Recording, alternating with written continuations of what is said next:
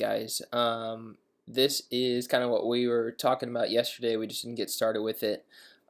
This website is the website you're going to go to and try to build your color schemes around. It is called Adobe Kuler, and this is Adobe Color, but it is called Adobe Kuler, and you spell Kuler Kuler. So if you just go to google.com and search Adobe Kuler, this will come up.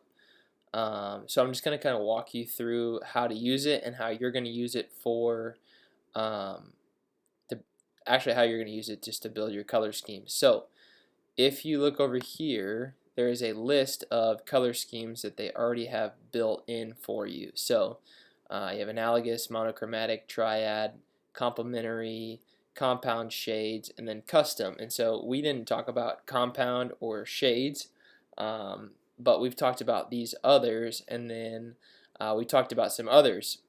So you're going to kind of build them around these, but you're going to have to manipulate them on your own.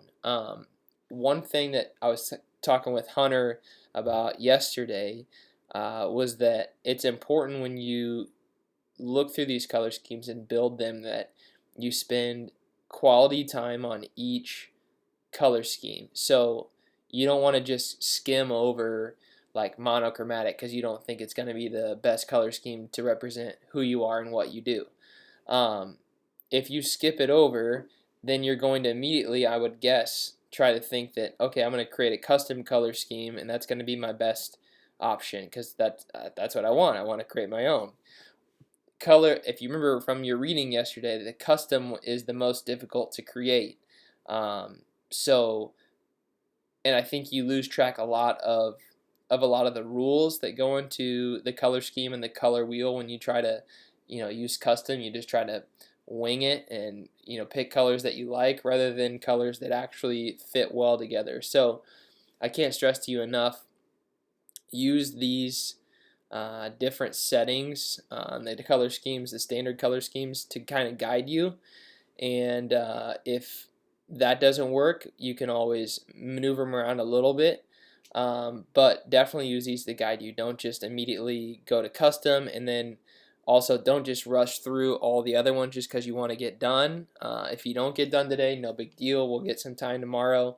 But I do want you to work through these, and but spend ample amount of time on them. Don't just rush. So anyway, this is Adobe Kuler. So if you notice, I have analogous selected right now. If I click on this bar, I can adjust the saturation level. So you notice the colors are getting more true to their hues as you go further away from the middle of the color wheel. As you go in further, they become more light or neutral colors. One thing that I did talk about in your article yesterday was that in order to get an interesting color scheme and make it attractive to the viewer, that you're not going to use the same values of each color in your color scheme. So if you notice, these are about the same value.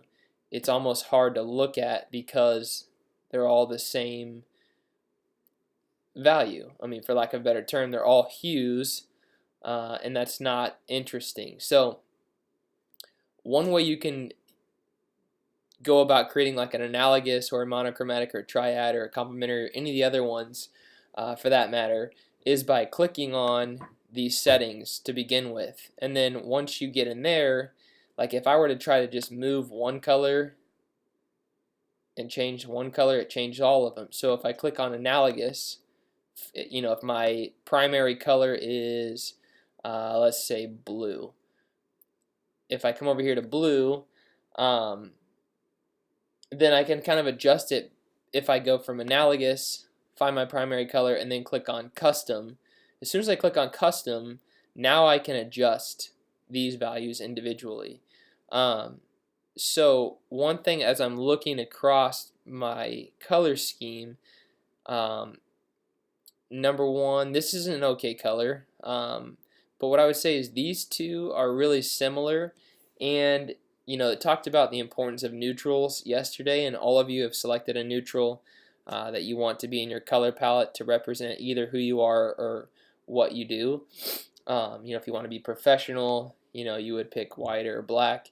If you wanted to, you've all went through those choices already, so I won't get into those. But these two colors in the middle kind of seem alike. So what I would do after I click custom is click on this and kind of adjust my colors. So I'm going to adjust this one because I feel like it's a little bit different than that one. So I want to try to get more of a neutral blue color out of this. So if I click on it and as I drag to the middle, that color is going to get lighter and kind of easier on the eye.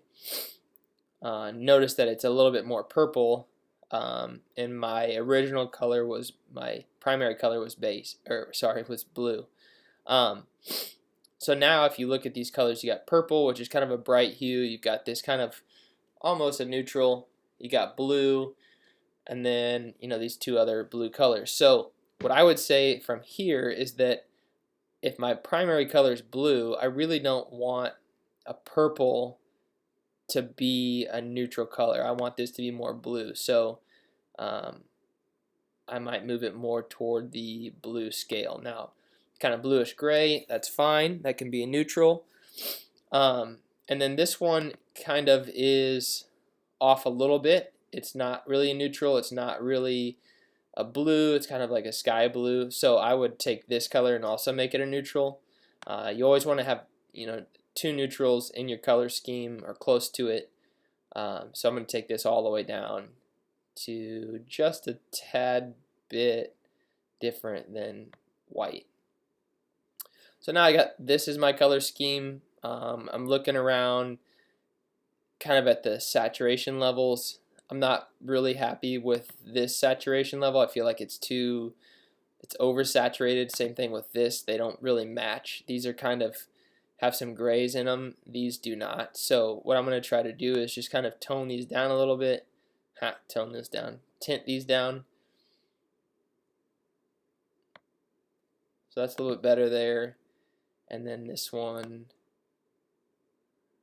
just going to kind of tone it down just a little bit. So now looking at these, you might be like, well, there's not too much of a difference. You almost can't even tell. So the one thing I would tell you about this is that you can make these colors go darker down here on these levels adjustments. So I want a darker navier blue, so I'll just click and drag this. It stays at a very similar saturation level, but the color itself darkens, so I'll just keep darkening it. And then, so this is what I have for my color scheme. So I kind of like this. If I wanted it to be all the way black, like if black is one of your neutral colors, you can drag it all the way over. You can mess with any of these levels. But again, start with one of the color schemes I already have set up for you.